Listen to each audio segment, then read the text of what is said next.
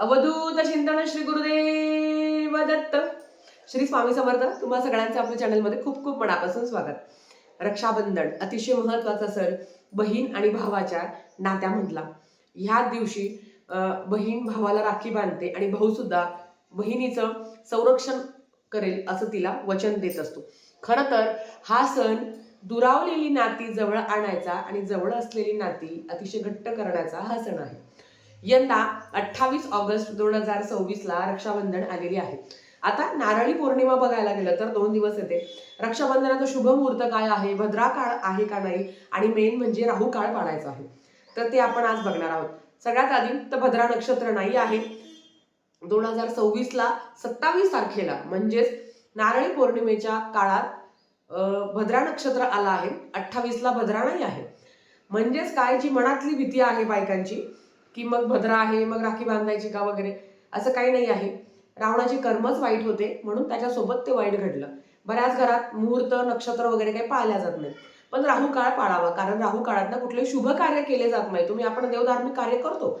राहू काळात दुर्गा सप्तशती सारख्या ग्रंथाचं आपण पारायण करत असतो, पण राहू काळात आपल्याला काही नियम आहे की आपण शुभ कार्य करायचं नाही असं सांगितलेलं आहे. मग आता राहू काळात रक्षाबंधन हे सुद्धा शुभ कार्य मानलं गेलं आहे म्हणून ते करायचं नाही आहे. आता तुम्हाला मुहूर्त मी सांगते की काय काय आहे बघा. आता ताई 27 तारखेला राखी बांधू का, तुमची इच्छा असेल तर बांधू शकता, पण 27 ला भद्रा आला आहे आणि हिंदू धर्मामध्ये आपण जो काही उदयतिथी आहे ती धरली जाते. 27 तारखेला सकाळी 9:09 पौर्णिमा सुरू होते आणि 28 तारखेला 9:49 संपते. थोडक्यात काय की उदयतिथीने म्हणजे 28 तारखेची बघितलेली आहे. बाकी तुमची इच्छा, कारण प्रत्येक जण प्रत्येक एखादं कार्य पाळतं असं नाही. आता मी तुम्हाला सांगते की कुठले कुठले शुभ मुहूर्त आहे जे तुम्हाला पाळायचे आहे. तर बघा, 28 तारखेला सकाळी 5:57 ते 9:48 शुभ मुहूर्त आहे आणि दुपारी 12:14 पासून ते 1:05 शुभ मुहूर्त आहे. आता मी तुम्हाला सांगते, फक्त राहू काळ तुम्ही पाळा. राहू काळ काय आहे, तर शुक्रवारचा राहू काळ हा 10:30 ते 12 वाजेपर्यंत आहे. म्हणजे सकाळी 10:30 वाजेपासून ते फक्त 12 वाजेपर्यंत हा राहू काळ आहे. मी तुम्हाला सांगेल की राहू काळात कुठलेही शुभ कार्य करायचे नाही अशी मान्यता आहे. तुमच्या घरात जर पाळत नसेल तर बिनधास्त तुम्ही दिवसभरात कधी राखी बांधू शकता. आणि तुम्हाला जर कुठलाही शुभ मुहूर्त पाळायचा नाही आहे, फक्त राहू काळ जर तुम्हाला पाळायचा असेल तर फक्त सकाळी 10:30 ते 12 वाजेपर्यंत तुम्हाला राखी बांधायची नाही आहे.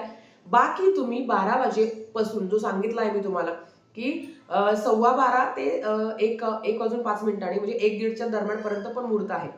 पण तुमची इच्छा आहे की आपले कर्म चांगले आहे, कारण आपण खूप चांगल्या सद्भावनेने आपल्या भावाला राखी बांधणार आहोत, म्हणून आपल्याकडनं जी सकारात्मक ऊर्जा आहे ती भावापर्यंत जाणारच आहे. म्हणून सांगते, तुमची इच्छा असेल तर तुम्ही ते पाळावं, नाही तर फक्त राहू काळ पाळावं. 10:30 ते 12 वाजेपर्यंत राखी बांधायची नाही. नंतर तुम्ही दिवसभरात कधी राखी बांधू शकता.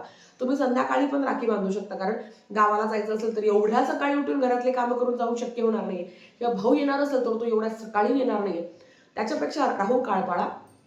12 वाजेनंतर तुम्ही कधी राखी बांधू शकता भावाला. ठीक आहे. आता बघा, काही गोष्टी आहेत नेहमी एक लक्षात ठेवा. आता बहीण आणि भावाचं नातं असं आहे की बहिणीला असं वाटतं की भावासाठी काय करू आणि काय नाही. तुमच्यापासून माझ्यापर्यंत भाऊ येणार आहे, मग त्याला हे देऊ का, त्याला ते देऊ का, आणि कधीच कुठलीच बहीण भावाकडनं कुठलीच अपेक्षा नाही करत की भावाने मला हे द्यावं, भावाने मला ते द्यावं. तिला फक्त भावाकडनं प्रेमाची अपेक्षा असते, भावाकडनं सांत्वनाची अपेक्षा असते. आणि आपण नेहमी म्हणत असतो की की आपले आई वडील जर गेले तर उद्या भावाचं घर असतं आपलं हक्काचं घर, ज्याला आपण म्हणू शकतो. म्हणून कधीच कुठलीच बहीण भावाकडनं कुठलीच अपेक्षा करत नाही. पण नक्कीच तुम्ही बघा, आपण जेव्हा भावाचं औक्षण करत असतो तर औक्षणाच्या ताटात काही गोष्टी महत्वाच्या आहेत. आपण आपल्या हिंदू धर्मामध्ये दिवा खूप जास्त महत्वाचा आहे. आता देवाची आरती करत असतो तेव्हा तुपाचा दिवा लावता, आणि आपण जेव्हा माणसांची आरती म्हणजे औक्षण वगैरे करत असतो, ते ताट असतं, तर तेव्हा तुम्ही तेलाचा दिवा लावायचा असतो. आता काही घरात असा नियम आहे की मनुष्यांचं पण औक्षण करण्यासाठी तुपाचा दिवा लावला जातो. तुमच्याकडे ती पद्धत असेल तर तुम्ही ती फॉलो करावी. फक्त आहे ना, त्या दिव्यामध्ये तुम्हाला थोडंसं चिमूटभर हळद टाकायची आहे आणि एक लवंग टाकायचा आहे. लक्षात घ्या, चिमूटभर हळद अगदी आणि एक लवंग टाकायचं आणि त्याने औक्षण करायचं आहे. याचं कारण तुम्हाला सांगते. लवंग आणि हळद याने जेव्हा तुम्ही औक्षण करत असता तेव्हा आपल्या भावाच्या आयुष्यात असलेली नकारात्मकता, त्याचे संकट, त्याचे दुःख हे कमी होण्यास मदत होते. आपण देवाजवळ ही जेव्हा दिवा लावत असतो तर त्याच्यावर लवंग आपण टाकत असतो. लवंगातून सकारात्मक ऊर्जा बाहेर पडत असते आणि सगळ्यात महत्त्वाचं, आपण आपल्या भावाला किती आत्मीयतेने, खूप प्रामाणिकपणे, सात्विकतेने भावाला राखी बांधत असतो ना, तर त्याच्यातल्या आयुष्यातली जी निगेटिव्हिटी आहे ती खरंच कमी होते. कारण आपण जी सकारात्मक ऊर्जा त्याला देणार आहोत तर त्याच्यामुळे त्याच्या आयुष्यातील जी नकारात्मकता आहे ती नक्कीच कमी होण्यास मदत होते. बऱ्याच बहिणी भावाला नारळ देत असतात. नारळ हे शुभतेचं, मांगल्याचं प्रतीक आहे. आता त्या नारळाचं भावाने काय करावं तर ते मस्त फोडून त्याचा गोड काहीतरी करून खाऊ शकतात.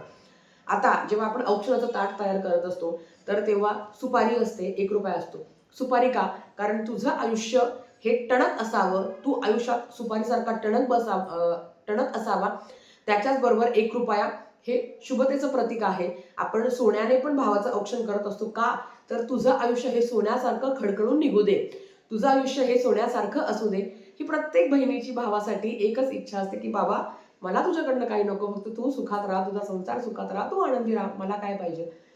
तर हे जेव्हा औक्षणाचं ताट आपण तयार करत असतो ना, आता बऱ्याच घरात असं असतं की कापूस पण ठेवला जातो डोक्यावर. का ठेवला जातो? तर तुझं आयुष्य कापसासारखं असावं, असं शुभ्र, पांढरं शुभ्र असावं, कुठे डाग नसावा तुला. तर त्याच्यासाठी त्याचा वापर केला जातो. तुम्ही तांब्याचंच ताट घ्यावं, असेल तुमच्याकडे स्टीलचं तर स्टीलचं पण चालेल, पण तांब्याचं ताट घ्यावं. त्याच्याबरोबर दिवा सांगितला आहे. आपल्याला कुंकू घ्यायचं आहे. स्त्री असेल तर मग हळद कुंकू आणि पुरुष असेल तर फक्त कुंकू असं घ्यायचं आहे. 1 रुपया सुपारी आपल्याला घ्यायची आहे. काहीतरी गोड असेल, मग अगदी घरातली साखर असेल किंवा जे तुम्ही गोड आणणार असेल ते घ्यावं. भावाने बसताना पाटावर बसावं, एका आसनावर बसावं आणि भावाने डोक्यावर आवर्जून टोपी बांधावी, टोपी घ्यावी. मला एक सांगा, फक्त बहिणीनेच भावाला राखी बांधायची का? तर बहीण सुद्धा बहिणीला राखी बांधू शकते. कारण नक्कीच एक मोठी बहीण म्हणून आपण नेहमी लहान बहिणीचं संरक्षण करत असतो, किंवा एक लहान बहीण सुद्धा असते जी मोठ्या बहिणीच्या नेहमी पाठीशी उभी असते. तर ताई मला भाऊ नाही आहे तर मग मी काय करू शकते? तर नक्कीच भाऊ नाही आहे तर तुम्ही तुमच्या बहिणीला राखी बांधू शकता. आणि नेहमी असं असतं बघा की ताई मला भाऊ नाही आहे, तर मला असं वाटतं की जगाचं चालन पालन करणारे आपले महाराज ब्रह्मांड नायक आपल्यासोबत आहे. ते नेहमी आपल्यासोबत असतात आणि आयुष्यात एकतरी नातं आपलं असतंच की ज्याला आपण भाऊ मानला आहे त्याला राखी बांधू शकता. आणि बऱ्याच महिलांचं असं असतं की नाही, मला भाऊ नाही तर मला कुठलाच भाऊ मानायचा नाही, पण आपले चुलत मावस बरेच असे भाऊ असतात, त्यांना राखी बांधू शकता. शेवटी हा हा जो सण आहे ना, हा प्रेमाचा आहे, आपल्या आपुलकीचा आहे. नक्कीच तुम्ही छान पद्धतीने हा सण साजरी करावा. तर आजच्यासाठी फक्त इतकंच. झालेली सेवा स्वामींच्या चरणी मी रुजू करते आणि आजचा व्हिडिओ इथेच थांबवते. आवडला असेल तर लाईक, शेअर, सबस्क्राईब करा. भेटूया परत अशाच एका नवीन व्हिडिओसोबत. श्री स्वामी समर्थ.